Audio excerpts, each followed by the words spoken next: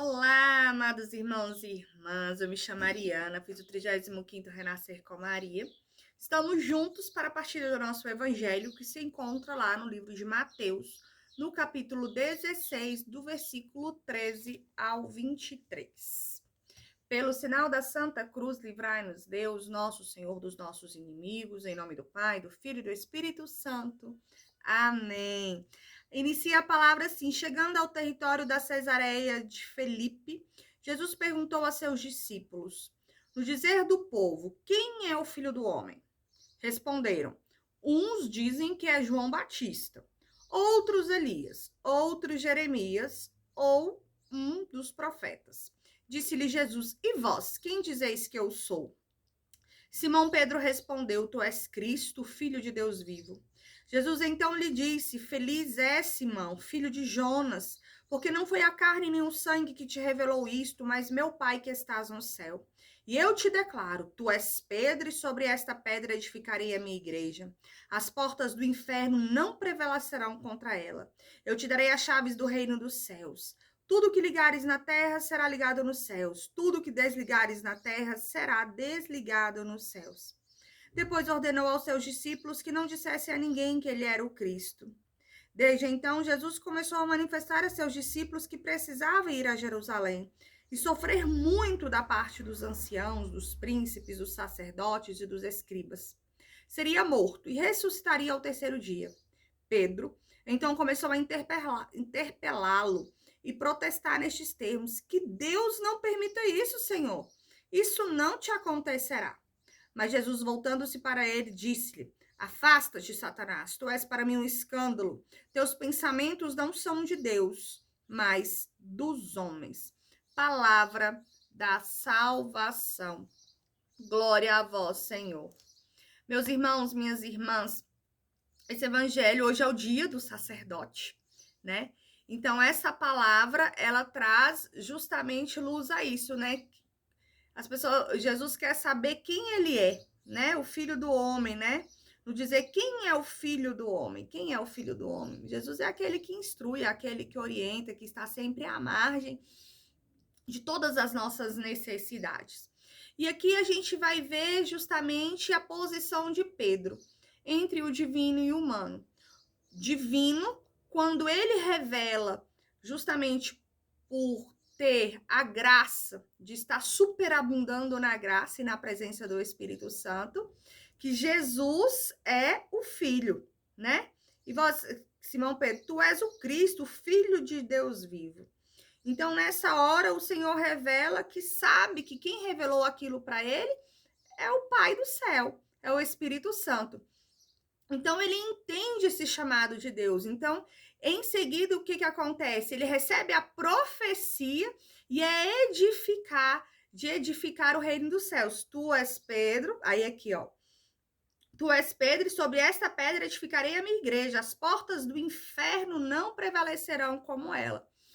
Então, sendo Pedro e assumindo essa extensão de Pedro, nós fomos escolhidos para edificar o reino dos céus aqui também na terra.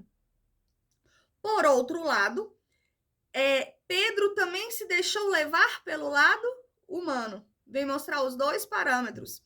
Ele mostra a sua humanidade quando ele não quis admitir o sofrimento que Jesus passaria, porque Jesus anuncia já a sua paixão, né? Então ele fala: eu vou sofrer muito para a parte dos anciãos, dos príncipes, sacerdotes, eu vou ser morto. E aí Pedro fala: que Deus não permita isso, Senhor, não te acontecerá. Naquele momento, afastou-se a presença de Deus e entrou justamente a presença do maligno, né? Então, essa negativa vem demonstrar que nós também estamos suscetíveis aos tropeços, assim como Pedro. Ao mesmo tempo que, às vezes, eu me encontro em estado de graça, em segundos eu posso tropeçar e falhar, né? Então, é o meu lado humano. Só que nós não podemos bloquear os planos de Deus. Porque quando nós bloqueamos os planos de Deus, nós saímos da sintonia com o Espírito Santo. Os planos de Deus são deles, os meus planos são seus. O meu próximo minuto é seu, não é assim? Então, que hoje nós possamos confiar totalmente nos planos de Deus e continuarmos sermos orientados por essa igreja que foi fundada em Pedro, sobre essa pedra edificarei minha igreja, as portas do inferno não prevalecerão contra ela. Então, nós temos acesso aos sacerdotes, nós temos acesso à confissão, nós temos acesso à Eucaristia constante. Então, que todos os nossos sacerdotes hoje, eles possam estar nas nossas orações. Aqueles que nós temos afinidades, aqueles que também nós não temos, e precisamos orar, mas que são instrumentos de graça para nós. Porque como nós conseguiríamos ter acesso ao corpo e o sangue de Cristo se não fosse por intermédio do sacerdote sobre este filho em que o Senhor declarou que é Pedro, que ia edificar a igreja e que o inferno não prevaleceria contra ela. Então, Jesus continua a confiar a missão de construir o reino dos céus.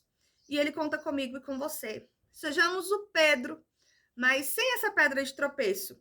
Mas se tropeçarmos, que possamos recomeçar para voltar à divindade. Esse parâmetro, ele é muito bacana, porque Pedro, mesmo diante de todas as suas dificuldades, ele foi o escolhido, ele foi o selecionado. E nós, com os nossos erros, não importa o número de vezes que caiamos, nós sempre seremos os selecionados e os preciosos do coração do Pai. Então, sinta-se amado, sinta-se precioso, sinta-se querido, sinta-se querida. E não permita que o inimigo suscite em você algo diverso disso, porque tudo o que foge dessa preciosidade que você é ao coração de Deus, de fato, não vem de Deus. Então, continuemos a construir essa missão que o Senhor nos confia de profetizar e de edificar o reino de Deus. Sejamos totalmente divinos e feliz dia do sacerdote, né? A todos os nossos sacerdotes. Então, a paz de Jesus e o amor de Maria permaneça com cada um de nós. Até o nosso próximo encontro.